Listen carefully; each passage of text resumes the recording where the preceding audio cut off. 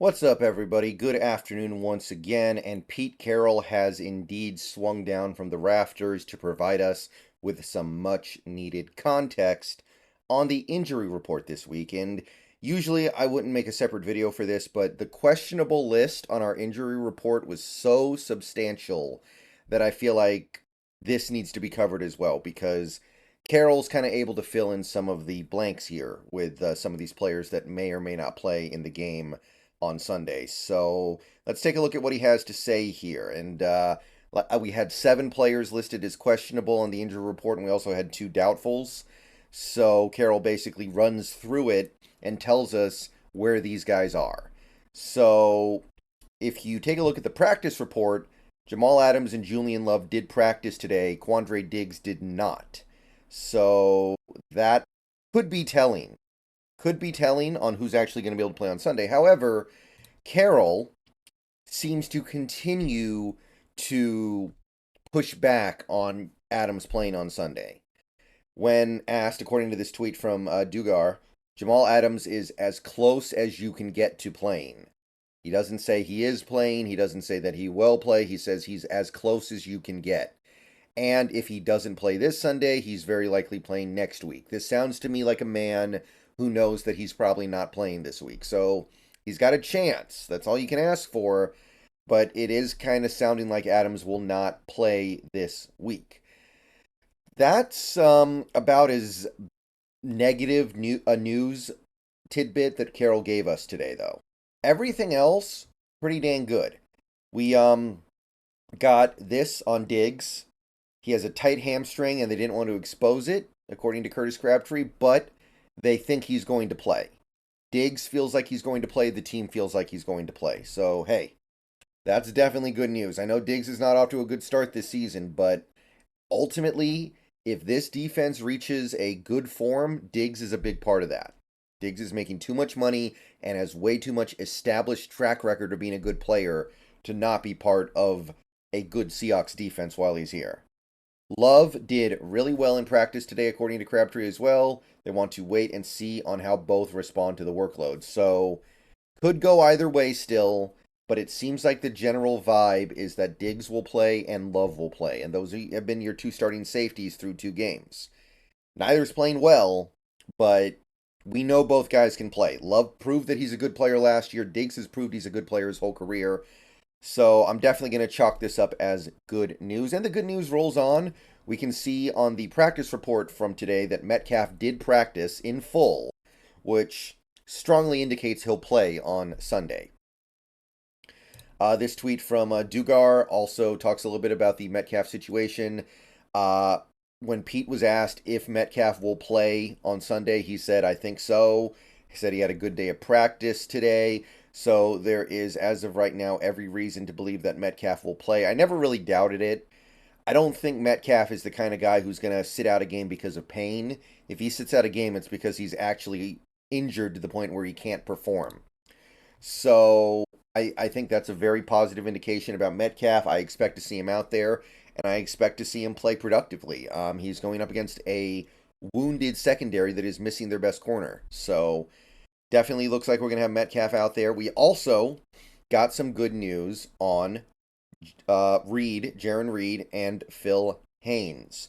Both practiced and did well, so sounds like they are on track to play this week. So, like I said in the earlier video today, we needed Jaron Reed. If we don't have Jaron Reed in there, I don't even know where we get the bodies from. I don't even know how we field a full defensive line. We can barely field one right now.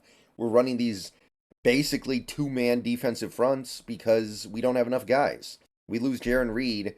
What are we down to? A 1-man front? A 0-man front? Are we going to just run amoeba defense all the time? Probably. It would be bad. It would be really, really bad. So Reed, big deal. And even though I know a lot of people like Bradford, even though I know a lot of people are excited for Bradford, I do think that at this point in time, Phil Haynes is probably a more consistent and reliable player than Bradford. So I do think it benefits us to have him out there as much as he is not a very good player. So Haynes being ready to go in all likelihood is definitely a big, big positive, I think.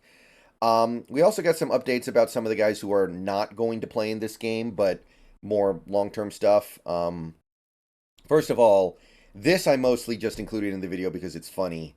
According to Condota, Carroll says that Kobe Bryant's toe is on a different foot than the one earlier this year.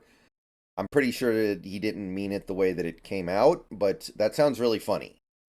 What he's trying to say is that the injured toe is not the same toe that Kobe Bryant had injured earlier this offseason. So, new situation, which I don't know if that's a good thing or a bad thing. It's good because it doesn't mean it's chronic, but it's bad because it means it's just one more thing he has to deal with. So, I guess it all kind of evens out at the end of the day. I know I know that a lot of people are not really hung up on Kobe Bryant's status, but I do wonder, are we going to see some Mike Jackson this week? We're going to need some cornerbacks out there, and there's no Rashod Woolen probably, no Kobe Bryant. Are we going to see the return of the Moonwalker? And I haven't completely given up on him. I know a lot of you guys have, but I want to see it a little bit more before I sign off. We also got an update on Rashod Woolen. Pete says that he is close to being back, according to Dugar here, and he implied that Rashod Woolen would be back next week against the Giants. That's the implication. So let's get through this game. Let's have Witherspoon make it through the game healthy. And if we can get Witherspoon and Woolen on the field at the same time, I want to see what this defense does. So, not expecting Rashod Woolen to play this week at all. If we can get him back for next week, I am really excited to see what this defense shows us. Are we going to start doing things differently with two monster man cover defenders on the outside? We also got an update on Will Dissly. He's rehabbing the shoulder. Pete does not think he will go on injured reserve, which means we think he's going to miss this game and might miss the next game, but we don't believe he's going to be out a month. So, if I had to guess, I would say he misses this game, misses the Giants game, bye week, he's back for the Bengals. That's my guess. I mean, it's not ideal, of course, because Dissly's been great so far this year. I like the way he's doing things, but I think that Will Dissly probably going to be back after the bye week. If I had to guess, we can make it through 2 games without Dissly, and if we can't, then that's our fault, right? Our second string tight end should not be the deal breaker for whether or not we're able to win games. If that's the case, then we're not a well-built and well-coached team. And final update, this one was not on the injury report. Derek Hall banged his shoulder in practice today. Carroll said he should be okay. Did not show up on the injury report in any way, so it would be really weird if there was any risk of him missing this game. So, yeah, Derek Hall, not at 100%. The good news is, the injury report we saw earlier had no Mafe on it, so Mafe should be good to go, meaning that Hall won't have to play all that much either way, but sounds like he will be able to play if we need him. That's it. I just wanted to go ahead and provide a little bit of additional context to the injury report. It's actually all really good news. Sounds like everybody who is questionable will probably play except for Jamal Adams. That's pretty good. And real quick here at the end of the video, I just want to give a quick shout out. I hit 14,300 subs earlier today, which was my goal for the month. So we got there with a week to spare, which is awesome. So thank you everybody who subbed. Thank you everybody who has been subbed from before.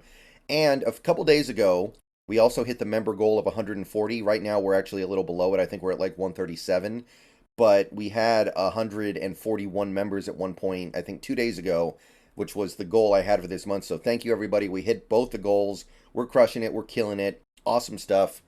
See you guys later. Go Hawks. Another video coming out later today. And that is your injury update going into this game.